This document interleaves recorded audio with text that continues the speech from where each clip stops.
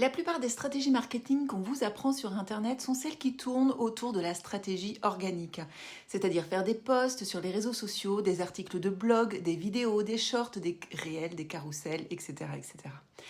En fait, il y a deux camps en marketing, ceux qui jurent que par l'organique et ceux qui ne jurent que par la publicité payante. En réalité, la vraie question n'est pas tant organique ou publicité, mais à quel moment utiliser laquelle.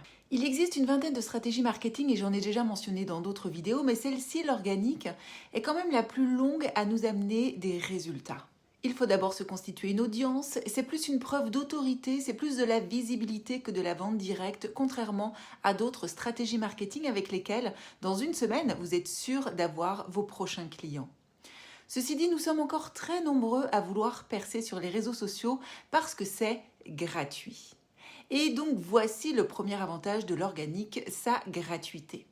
Je peux encore mieux vous confier ça puisque en ce qui me concerne, avec mes deux business, je dépense plus de 10 000 € par mois en publicité payante.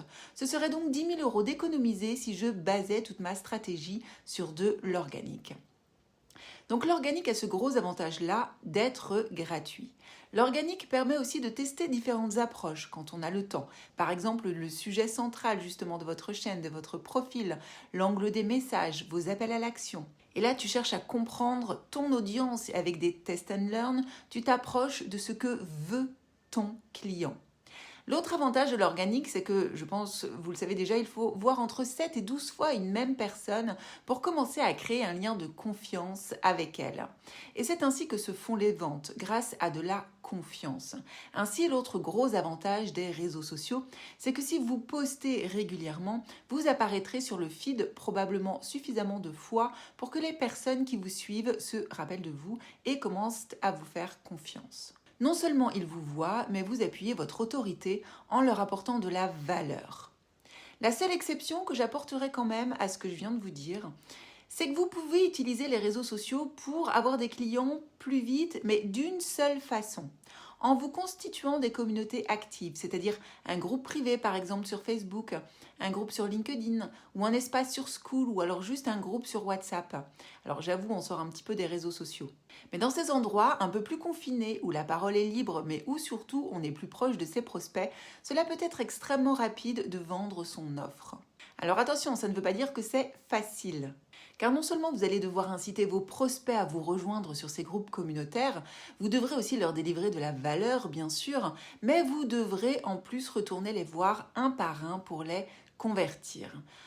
Ceci dit, cela met quand même un petit peu de nuance par rapport à ce que j'ai dit tout au début. Donc si j'en viens aux inconvénients de l'organique, c'est-à-dire le temps principalement qu'il nous faut pour avoir des résultats, c'est quand même le plus gros frein. Je vois énormément d'entrepreneurs découragés à la suite de posts réalisés pendant des mois et des mois sans jamais n'avoir aucun retour. Donc ça reste quand même une stratégie que je vous déconseille au tout début de votre activité.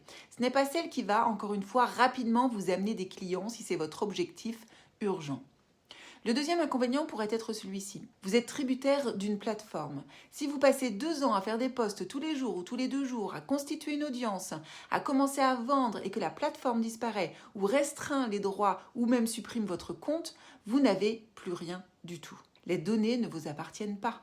Cela veut dire aussi que vous ne pouvez pas n'avoir que cette stratégie-là pour avoir des clients, c'est trop dangereux.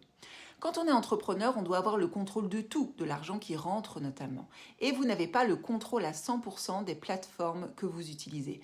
C'est d'ailleurs pour cela que beaucoup de personnes vous incitent à utiliser des mails et à faire des mailings. Parlons un petit peu maintenant de la publicité payante.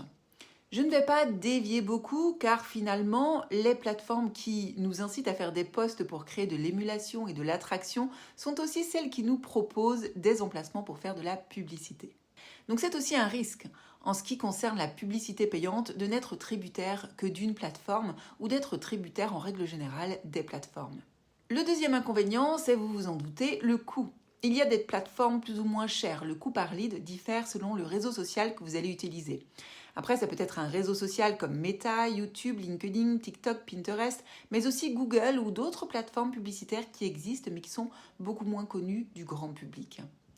On dit que quand vous mettez 1 en publicité, vous devez récolter 4. Ça veut dire que par exemple, si vous mettez 1 000 € de publicité sur 1 mois, 2 mois, 3 mois, etc., vous devez générer au minimum 4 000 € de chiffre d'affaires grâce à ça. En connaissant ces chiffres-là, vous savez donc si vous êtes suffisamment rentable. Alors, point de vigilance sur la publicité payante, vous ne devez la démarrer que quand votre offre est validée par le marché. Sinon, vous allez vous évertuer à chercher des angles différents, des cibles différentes, des messages différents pendant des jours et des jours, des semaines et des semaines, et vous allez perdre beaucoup d'argent. Donc faites-le si vous en avez les moyens, c'est beaucoup moins coûteux en termes d'efforts, mais sinon, trouvez une stratégie plus accessible que la publicité pour démarrer et valider votre offre sur le marché. En ce qui concerne le coût par lead, tout dépend de votre marché. Il peut être de quelques dizaines de centimes à plus de 15 € par lead. C'est aussi le prix de votre offre qui devra déterminer votre vigilance. Si votre offre n'est pas chère, il vous faut un coût par lead bas. Si votre offre est chère, vous pouvez accepter un coût par lead autour des 5, 10 ou 15 € selon le prix de votre offre. En conclusion, vous allez peut-être être un peu déçu, mais si j'avais un conseil à vous donner, c'est de démarrer par une stratégie qui va vous rapporter plus rapidement des clients que l'organique. J'en parle dans d'autres vidéos, cela peut être soit un groupe privé si l'on veut rester sur les réseaux sociaux, soit un webinaire, soit du mailing ou encore de l'influence. N'attendez pas 6 mois pour avoir des résultats, surtout si vous êtes précaire comme bon nombre d'entrepreneuses. Vous pouvez avoir des clients dès la semaine prochaine. Il faut choisir la stratégie marketing qui va pouvoir vous y emmener rapidement. D'ailleurs, n'hésitez pas à venir à la réunion d'info de notre réseau école qui vous apprend toutes les stratégies marketing qui existent et que l'on implémente ensemble. Le lien est dans la description de cette vidéo. Nous t'attendons avec grand bonheur à l'intérieur. Enfin, la publicité payante est un énorme levier si vous en avez les moyens et si votre offre est validée par le marché. Vous pouvez ensuite étoffer, comme ce que je suis en train de faire actuellement, avec de l'organique pour baisser vos coûts publicitaires.